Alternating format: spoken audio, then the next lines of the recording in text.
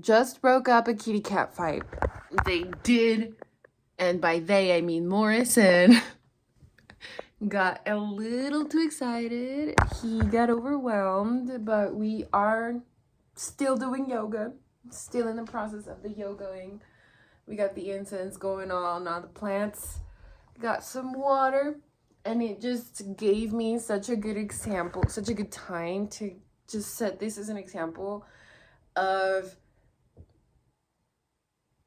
sometimes we, like cats, can have we are so similar to cats and we don't even understand it, you know what I mean? So let me try and explain it to you so maybe this can translate better. I do this often. I will say an entire story before I try to tell you my point, but that's only so that you have some context. It's the language barrier. It's not a language barrier, it's just an add-on, okay? This is a tour. I am your tour guide. Please don't attack me. I'm sorry. This is not mine. But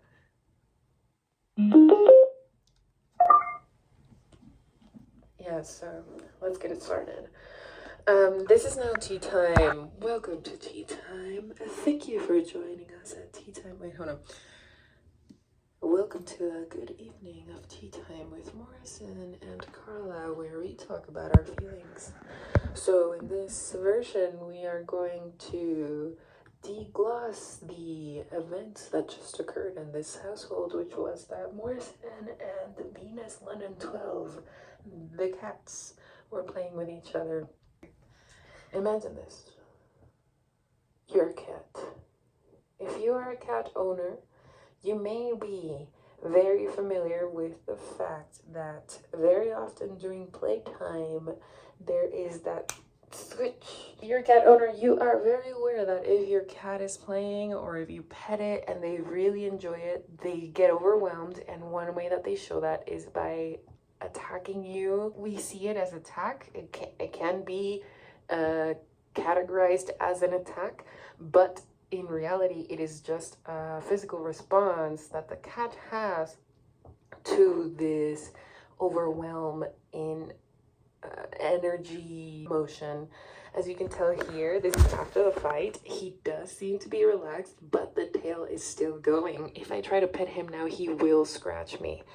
This is a really good, I think it's called analogy. And this is what I'm trying to explain for our feelings and understanding a little bit more about how to deal.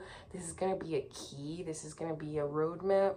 This is going to help you deal with your own feelings in the moment and be a little bit more self-aware.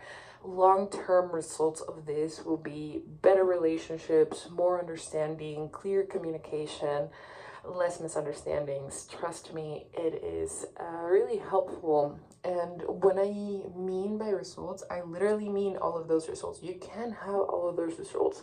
So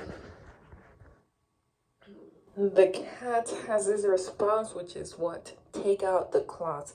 What? Take out the teeth. And this is not to offend you. This is not to hurt you necessarily. This is solely for the purpose of the cat to relieve its own energies. His emotions are so strong that they need to physically show them. They literally cannot help themselves.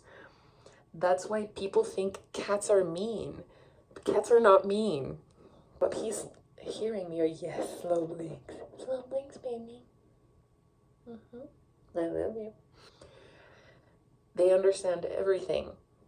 They choose, like you, like me, to do or not to do. Listen, I got a lot of feelings, and just like a cat, they come out with all these feelings. It took me the longest time to understand that unlike a cat, unlike a dog, I can choose not to bite. That's it. It is as simple as that. Choose not to bite. When you have all these feelings, next time you have them, just try and identify that you are having these feelings. Step one, you have to accept that you are indeed having these feelings. As soon as you accept these feelings, you are giving them a voice, you are giving them light. So give them an identity. What are these feelings? Do they look like something? Do they feel like something? Are they stinky? Are they soft? Are they rough? You know, what are these feelings? Are they here? Are they here? Are they here? Are they here? Physically, what are you feeling? You know, to help you with this acceptance, I am going to give you a clue that will help you with your second step, which is awareness. Your second step, awareness, one trick that will help you with accepting, this will help you separate the emotional from reality. Because in reality is one thing, emotionally is another thing. There's always three sides to the story. There's your truth, there's their truth, and then there's the reality. So to help you come back to reality, to help you remove these glasses, because if you think about it, do you know what someone else is thinking? No. You can't read minds. They can't read minds. Okay? That's it. I don't need to explain it any further than that. So, because we are not mind readers, right? We have to identify these things. Let me continue, get back on track to my main point to help you with step number 2, which is identifying after you have acceptance, right? If you need help with your acceptance and if you need proof, do a body scan. That's my favorite thing to do. Body scan yourself. My hands love to sweat. My body responds really quickly and often more quickly than my emotional. So that is something that my body gave me as a gift, that before I used to say this is a curse. But now I know that this is a gift that my body is giving myself to say, hey, listen, your body, like, I'm gonna react first. As soon as I started having that self-awareness of that, oh, this is happening every time. Maybe I should pay attention to this, you know? Pay attention. Are you sweating? How's your heartbeat? Are you breathing with your chest or with your stomach? How are your shoulders? How is your posture? Are you sleepy? Are you thirsty? You know, those are the very basics, okay? If you are having trouble with accepting that you are going through an emotional state, the key that I'm giving you is try and notice, am I having any physical responses to this? Am I sweaty in this moment? Let's say that you're in the middle of a fight and you start sweating. Then you're like, oh, okay, I'm sweating. I'm getting ready for a fight. Your heart rate starts going up. You're sweaty. You're breathing. You're looking around. Everything is brighter. You're thinking faster, right? But sometimes our body thinks that we are in the middle of a fight, when in reality, we are playing with our brother. I accept the fact that when receiving feedback, it is hard for me to receive that feedback. Therefore, I have an emotional reaction to it, which is physically, I am sweaty, my heart starts racing, and that reminds me of being in a fight, which means that I'm in my fight or flight, which means that I'm not going to receive the information as clearly because I'm not thinking in reality. My body is telling me that I'm in fight or flight. Why? Physical proof. My hands get sweaty, my heart starts racing, my nose, I'm breathing, oh my gosh, everything is lighter, my pupils, things some people you might see, they get red, you know? So acceptance, I gave you that key, we'll keep it at that. Let me know what you think. You are exactly where you need to be. One step at a time. One day at a time. One moment at a time. One breath at a time. 1 second at a time. Remember, this is your life. You set the rules. But know that there are rules in social society. Okay? And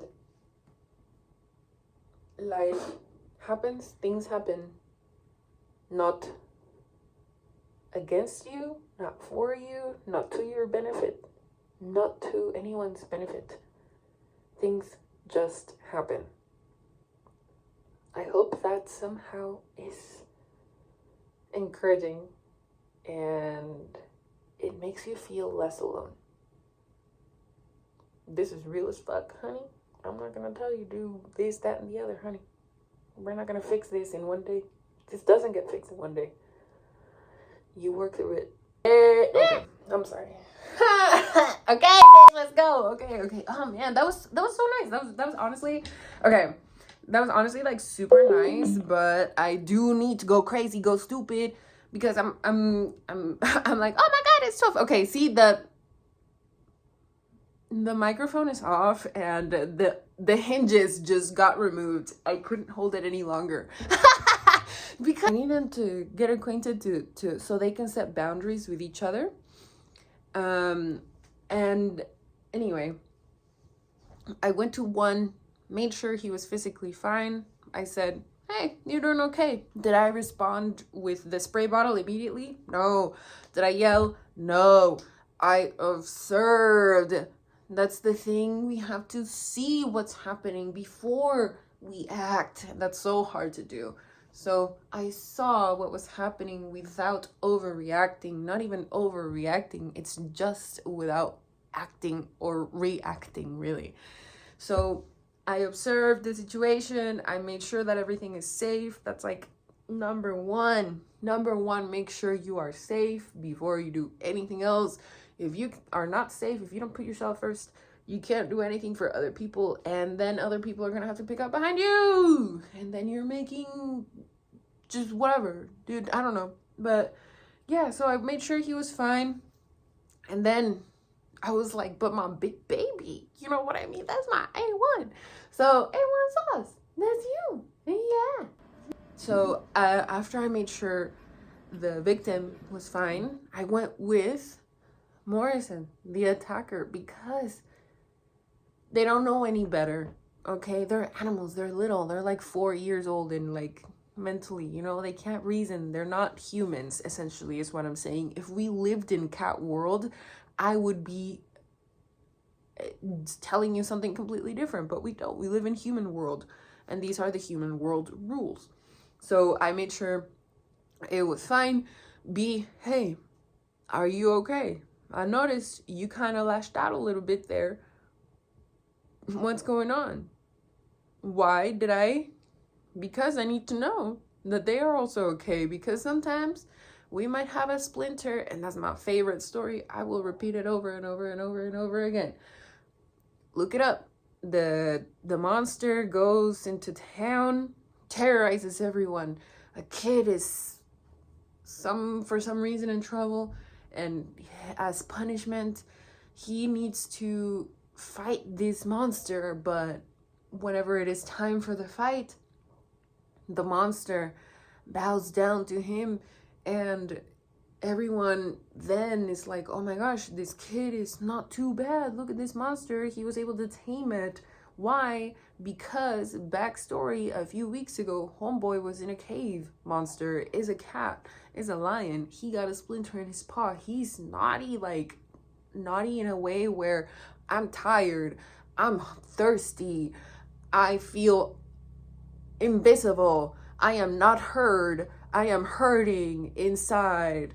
I am hurting, I have pain that I'm carrying, and nobody is listening to me, so I'm gonna go in town and I'm gonna attack everyone and terrorize them because, hey, I need help.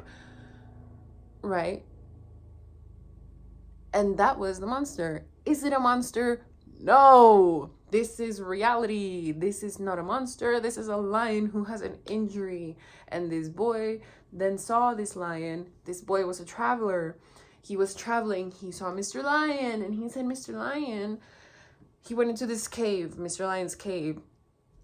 He didn't know that Mr. Lion was in that cave. He lit up a fire, and then he saw Mr. Lion. Mr. Lion said, ah. And the boy said, He first observed instead of being scared, because he's a traveler, because he has seen things, because he is aware that he is not like the holder of all of the knowledge, He's a humble person. He says, what is happening?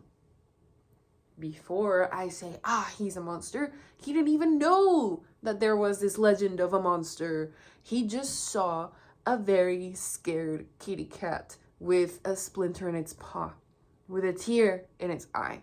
So whenever he removed that splinter, they became friends. They had a bond. They said their farewells, and then this boy gets in trouble. He was hungry. He got some bread or something. I don't know. But he meets this person later in time. Did they know that they were going to meet later in time? Absolutely not. This story is very popular. It is told many different versions. I'm telling you one version. You will Google it, honestly. Research it. Do not chat. Don't AI this shit. God damn it. Don't do that now. Use your brain. Creature. You're an animal. Okay, don't forget that, Mr. Incredible.